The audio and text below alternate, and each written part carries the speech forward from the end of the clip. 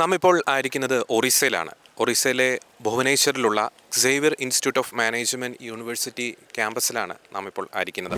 ഭാരത കത്തോലിക്ക സഭയെ സംബന്ധിച്ചിടത്തോളം വളരെ ചരിത്ര പ്രാധാന്യമേറിയ ചില നിമിഷങ്ങൾക്ക് ഈ ഒരു ക്യാമ്പസ് വേദിയാകാൻ പോവുകയാണ്. ഭാരത കത്തോലിക്ക ലത്തീൻ മെത്രാൻ സമിതിയുടെ 36ാമത് പ്ലീനറി സമ്മേളനം ഇവിടെ വെച്ചാണ് നടക്കുന്നത്. ലോകത്തിലെ തന്നെ 4ാമത്തെ ഏറ്റവും വലിയ എപ്പിസ്കോപ്പൽ കോൺഫറൻസാണിത്. ഏഷ്യയിലെ തന്നെ ഏറ്റവും വലിയ എപ്പിസ്കോപ്പൽ കോൺഫറൻസ്. ഇന്ത്യയിലെ വിവിധ ലത്തീൻ രൂപതകളിൽ നിന്ന് ഏകദേശം 132ഓളം വരുന്ന ലത്തീൻ രൂപതകളിൽ നിന്നുള്ള 200ഓളം അഭിമന്യ പിതാക്കന്മാരെ റെപ്രസെൻ്റ് ചെയ്യുന്ന എപ്പിസ്കോപ്പൽ കോൺഫറൻസാണ് ഈ CCBയുടെ ഒരു പ്ലീനറി സമ്മേളനം. അതുകൊണ്ട് തന്നെ ഭാരത കത്തോലിക്ക സഭയെ സംബന്ധിച്ചിടത്തോളം ഒരു അതിനിർണായകമായിട്ടുള്ള ഒരു സമ്മേളനം കൂടിയാണിത്. Designing the synodal pathways four mission എന്നാണ് ഇത്തവണത്തെ 36ാമത് പ്ലീനറി സമ്മേളനത്തിൻ്റെ ഒരു ആപ്തവാക്യമായി തിരഞ്ഞെടുത്തിരിക്കുന്നത്. നേരത്തെ പറഞ്ഞതുപോലെ 132 രൂപതകളിൽ നിന്ന് ഏകദേശം 180ഓളം അഭിമന്യ പിതാക്കന്മാരാണ് ഈ ഒരു യൂണിവേഴ്സിറ്റി ക്യാമ്പസിൽ ജനുവരി 28 മുതൽ ഫെബ്രുവരി 4 വരെ നടക്കുന്ന ഈ ഒരു പ്ലീനറി സമ്മേളനത്തിൽ പങ്കെടുക്കുവാൻ വേണ്ടി എത്തിച്ചേർന്നിരിക്കുന്നത്. ഈ ഒരു പ്ലീനറി സമ്മേളനത്തിന് ഒരുക്കമായി ഒരു പ്രിപ്പറേറ്ററി ഡോക്യുമെൻ്റ് ഇന്ത്യയിലെ വിവിധ രൂപതകളിലെ അൽമായർക്കും സന്യസ്തർക്കും വൈദികർക്കും CCB അയക്കുകയുണ്ടായി. ആ ഡോക്യുമെൻറ്റിൻ്റെ അടിസ്ഥാനത്തിൽ വിവിധ രൂപതകളിൽ നടന്ന ചർച്ചകളുടെ വെളിച്ചത്തിൽ അവിടെ ഉരുത്തിരിഞ്ഞ ആശയങ്ങൾ, അതിൻ്റെ അടിസ്ഥാനത്തിലാണ് അഭിമന്യ പിതാക്കന്മാർ ഈ ദിവസങ്ങളിൽ ഈ ഒരു വിവിധ വിഷയങ്ങളുമായി ബന്ധപ്പെട്ട്, സഭയെ ബാധിക്കുന്ന വിവിധ വിഷയങ്ങളുമായി ബന്ധപ്പെട്ട് വിവിധ ചർച്ചകളിൽ പങ്കെടുക്കുന്നത്. ഈ ഒരു പ്ലീനറി സമ്മേളനത്തിൻ്റെ ഏറ്റവും വലിയ പ്രത്യേകത എന്ന് പറയുന്നത് ആദ്യത്തെ 3 ദിവസം അഭിമന്യ പിതാക്കന്മാർ ധ്യാനാത്മകമായിട്ടുള്ള ചിന്തകളിലൂടെ തന്നെയാണ് കടന്നു പോകുന്നത്. 180ഓളം വരുന്ന പിതാക്കന്മാർ 16 ഗ്രൂപ്പുകളായി തിരിഞ്ഞ് വിവിധ വിഷയങ്ങളെക്കുറിച്ച് ചർച്ചകൾ നടത്തും. അതിൻ്റെ അടിസ്ഥാനത്തിൽ ഒരു ഫൈനൽ ഡോക്യുമെൻ്റ് രൂപീകരിക്കും. അത് തീർച്ചയായിട്ടും ഭാരതത്തിലെ കത്തോലിക്ക സഭയുടെ ഒരു ഭാവി വളർച്ചയെ സംബന്ധിച്ചിടത്തോളം ഒരു ദിശാസൂചിക തന്നെയായിരിക്കും എന്ന കാര്യത്തിൽ യാതൊരു തർക്കവുമില്ല.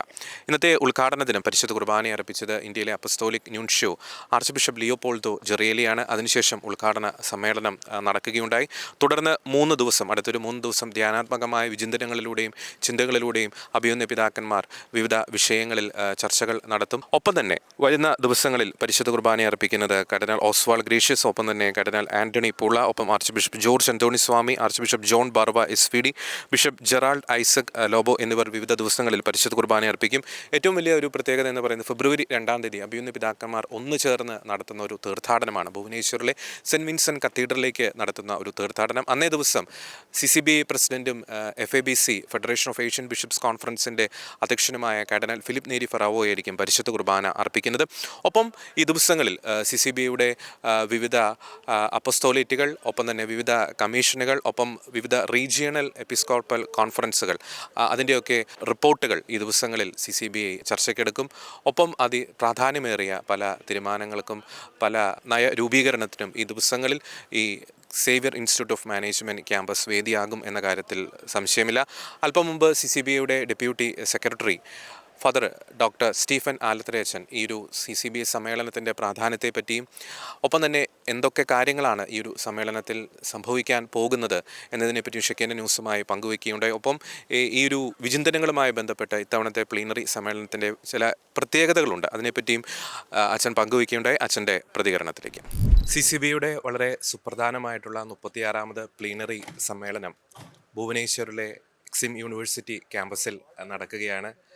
അതിനിർണായകമായിട്ടുള്ള പല ചർച്ചകൾക്കും വിചിന്തനങ്ങൾക്കും വേദിയാവാൻ പോവുകയാണ് ഈ യൂണിവേഴ്സിറ്റി ക്യാമ്പസ്. ഇപ്പോൾ നമ്മോടൊപ്പമുള്ളത് CCBയുടെ deputy secretary father doctor Stephen ആലത്തറയച്ചനാണ്. അച്ഛാ, സ്വാഗതം. ഏതെല്ലാം കാര്യങ്ങളാണ് ഈ 36ാമത് പ്ലീനറി സമ്മേളനത്തിൽ ചർച്ചയാവുക? വർക്കിംഗ് ഡോക്യുമെൻ്റ് പ്രിപ്പയർ ചെയ്ത് കഴിഞ്ഞു. എത്തരത്തിലുള്ള ഡിസ്കഷൻസ് ആയിരിക്കും നടക്കാൻ പോകുന്നത്? വളരെ പ്രത്യേകമായിട്ടത് ഒരു സിനഡാത്മക സഭയായിട്ട് ഈ ഭാരതത്തിലെ സഭയെ മാറ്റുക. ഭാരതത്തിലെ ലത്തീൻ സഭ വളരെയധികം വൈരുദ്ധ്യാത്മകതകൾ, cultural diversity, ethnic diversity, linguistic diversity, ഇങ്ങനെ ഒത്തിരിയേറെ വൈരുദ്ധ്യാത്മകത ഉള്ള ഒരു സഭയാണ്.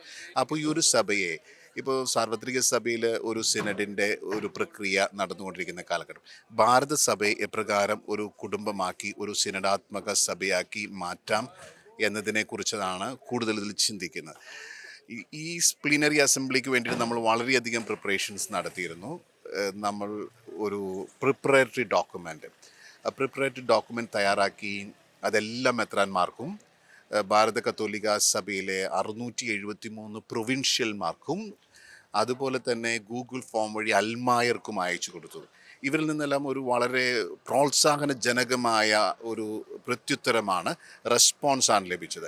അതെല്ലാം കൂടി കൺസോളിഡേറ്റ് ചെയ്ത് നമ്മളുടെ ടീം കൺസോളിഡേറ്റ് ചെയ്ത് ഒരു വർക്കിംഗ് ഡോക്യുമെൻ്റ് കണ്ടെത്തി ഈ പ്ലീനറി അസംബ്ലി 10 കാര്യങ്ങൾ അടിസ്ഥാനപരമായി ചർച്ച ചെയ്യണം എന്ന് തീരുമാനിക്കുകയുണ്ടായി. ആ 10 കാര്യങ്ങൾ ബേസ് ചെയ്തുകൊണ്ടാണ് വർക്കിംഗ് ഡോക്യുമെൻ്റ് അത് വീണ്ടും എല്ലാവർക്കും അയച്ചു കൊടുത്തു.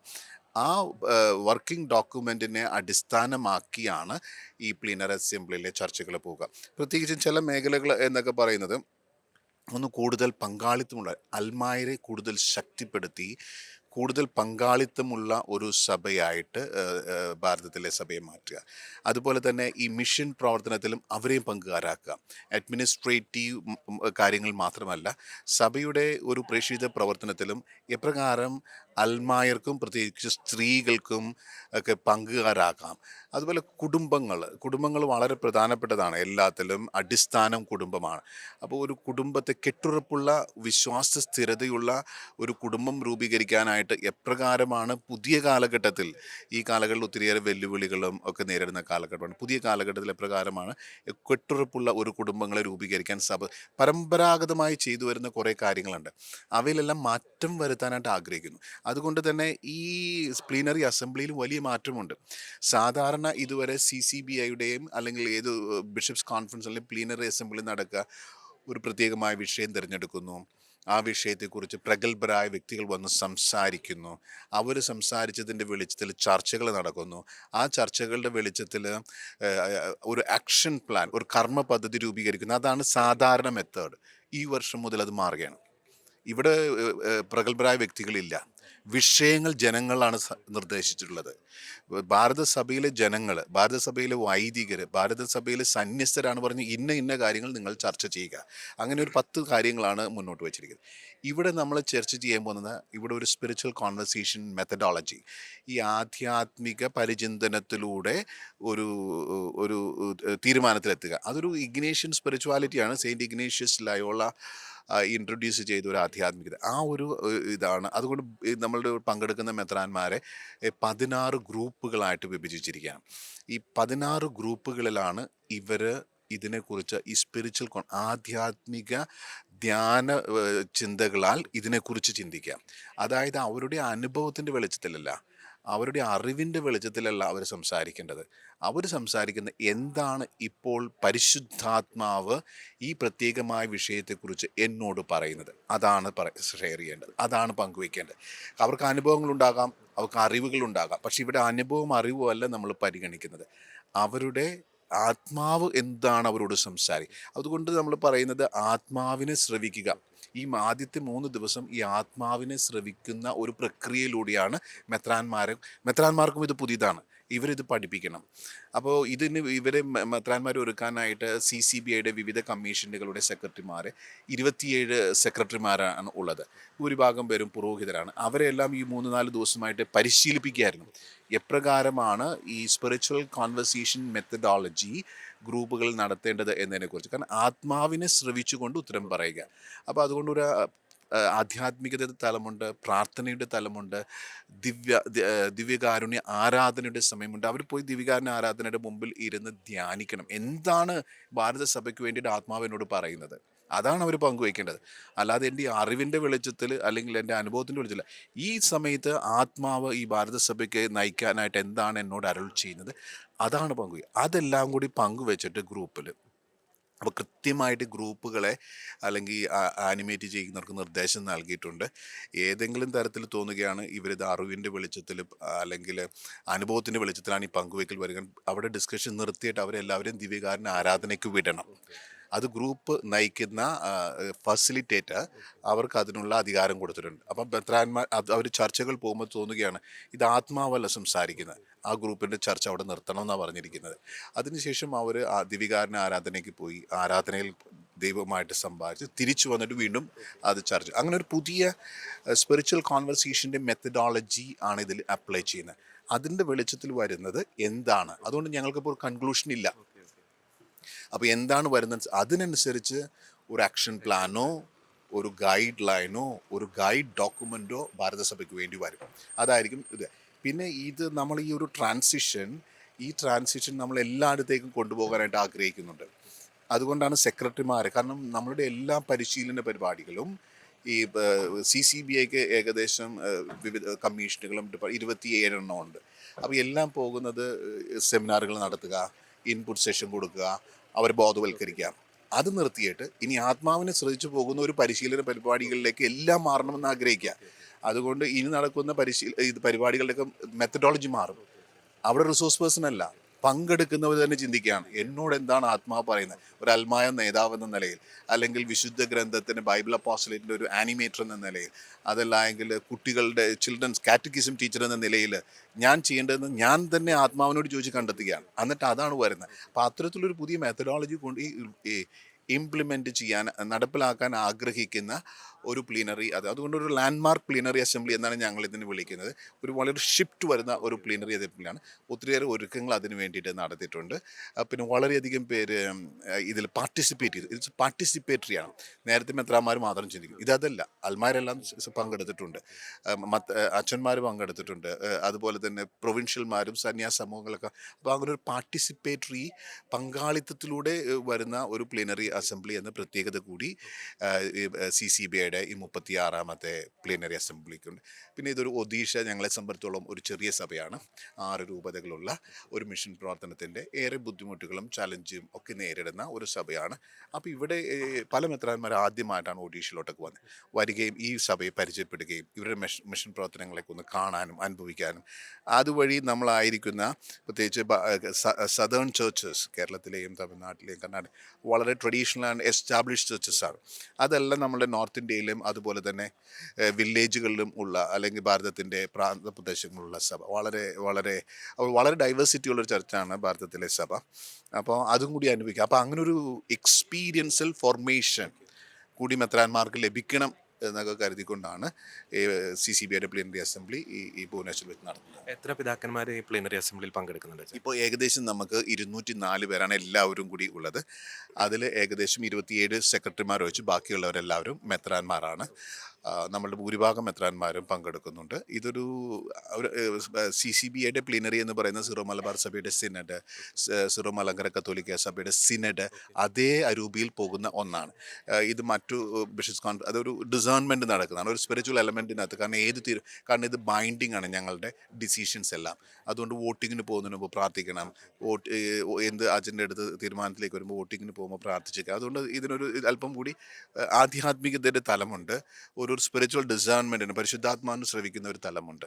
അപ്പോൾ തന്നെ ഇത് ഏഷ്യയിലെ ഏറ്റവും വലിയ എപ്പിസ്കോപ്പൽ ഒരു കോൺഫറൻസ്, ലോകത്തിലെ തന്നെ 4ാമത്തെ എപ്പിസ്കോപ്പൽ കോൺഫറൻസ്. അതുകൊണ്ട് തന്നെ ആഗോള സഭയും പരിശുദ്ധ പിതാവ് വളരെ പ്രതീക്ഷയോടുകൂടി തന്നെയായിരിക്കില്ലേ ഈ ഒരു പ്ലീനറി അസംബ്ലി നോക്കിക്കാണുന്നത്? അമേരിക്കയിലെ പോലുള്ള സഭയല്ല.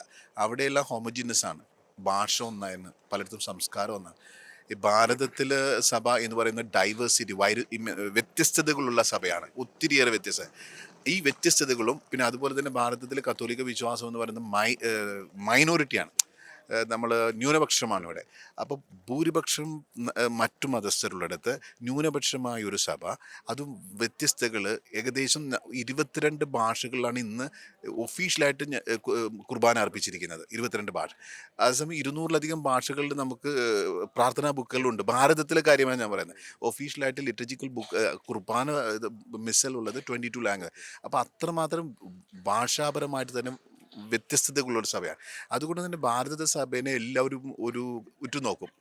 കാരണം അതിൻ്റേതായ ഒരു പ്രത്യേകമായ വ്യതിരിക്തത കൊണ്ടും അതിൻ്റേതായ തനിമ കൊണ്ടും എല്ലാവരും ഈ ഭാരതസഭയെ പ്രത്യേകം ഉറ്റുനോക്കും. എന്താണ് ഭാരതസഭയിൽ നടക്കുന്നത്, പ്രത്യേകിച്ചും ഒരു ഇൻ്റർ റിലീജിയസ് ഡയലോഗിൻ്റെ തലത്തിൽ, എക്യുമെനിക്കൽ ഡയലോഗത്തിൻ്റെ തലത്തിൽ ഒരു മൈനോറിറ്റി വിശ്വാസം ഭൂരിഭാഗമുള്ള മറ്റു മതസ്ഥരുടെ വിശ്വാസം പ്രാക്ടീസ് ചെയ്യുന്ന ഒരു സഭയാണ്. അതുകൊണ്ട് തന്നെ വളരെ ആകാംക്ഷയോടു കൂടിയാണ് ഈ മാറ്റത്തെ കാണുന്നത്. പരിശുദ്ധ പിതാവും മെത്രാന്മാർക്ക് ഈ സിനഡിൽ, ഈ പ്ലീനറി അസംബ്ലി നൽകിയ സന്ദേശം പറയുന്ന ഭാരതസഭയെ കൂടുതൽ സിനഡാത്മക സഭയാക്കി, പങ്കാളിത്തമുള്ള സഭയാക്കി മാറ്റാൻ നിങ്ങൾക്ക് ഉത്തരവാദിത്വമുണ്ട്. അതിൽ നിങ്ങൾ ശ്രദ്ധിക്കണം എന്നൊരു ആഹ്വാനം ആ ജൂബിലി വരുന്ന 2025 ജൂബിലി, ആ ജൂബിലി വർഷത്തിൻ്റെ അരൂപിയുടെ പശ്ചാത്തലത്തിൽ അത് ചെയ്യണമെന്നൊരു നിർദ്ദേശമാണ് പരിശുദ്ധ പിതാവിൻ്റെ സന്ദേശം, ഈ പ്ലീനറിക്ക് വേണ്ടി പ്രത്യേകമായിട്ടുള്ള സന്ദേശം. അത് ഇനാഗുറൽ മീറ്റിങ്ങിൽ നൽകുന്നതാണ്, പരിശുദ്ധ നൽകുന്നതാണ്. അപ്പോൾ തന്നെ ഫെബ്രുവരി 2 അഭിയുന്ന പിതാക്കന്മാരെല്ലാവരും കൂടി ഒന്ന് ചേർന്ന് നടത്തുന്ന ഒരു തീർത്ഥാടനം, അതൊരു വ്യത്യസ്തമായിട്ടുള്ളൊരു അനുഭവമായിരിക്കില്ലേ? ഭുവനേശ്വറിലെ സെന്റ് വിൻസെന്റ് കത്തീഡ്രലിലേക്ക് നടത്തുന്നത്. തീർച്ചയായിട്ടും ഫെബ്രുവരി 2 എന്ന് പറയുമ്പോൾ ഒത്തിരിയേറെ പ്രത്യേകതകളുള്ള ഒരു ദിവസമാണ്. അത് ഈ സമർപ്പിതരുടെ ദിവസമാണ്. അപ്പോൾ സമർപ്പിതരുടെ ദിവസത്തിൽ പ്രത്യേകിച്ച് ലത്തീൻ ആരാധനാക്രമത്തിൽ എല്ലാ കുർബാനകളും തന്നെ തിരി കത്തിച്ച് പ്രദക്ഷിണമായിട്ട് നമ്മൾ ഓരോരുത്തരും പോയി ഈ ദൈവത്തിന് സമർപ്പിക്കുന്ന, കർത്താവിനെ സംബന്ധിച്ചുള്ള നമ്മൾ ഓരോരുത്തർ സമർപ്പിക്കുന്ന ഒരു ഇത്. അപ്പോൾ അത്തരത്തിലുള്ളൊരു ആരാധനാക്രമമാണ് അന്ന് നമ്മൾ പ്ലീനറി. അന്ന് ഒരു ജനങ്ങളെല്ലാവരെയും, അതായത് ഒഡീഷ സഭയിലെ എല്ലാ രൂപതകളിൽ നിന്നും പ്രതിനിധികൾ ഇത് വരുന്നുണ്ട്. പ്രത്യേകിച്ച് ഭുവനേശ്വർ രൂപതയുടെ ഭൂരിഭാഗം വിശ്വാസികളും കാണ്ടമാൽ പോലുള്ള മലനിരകളിലാണ്.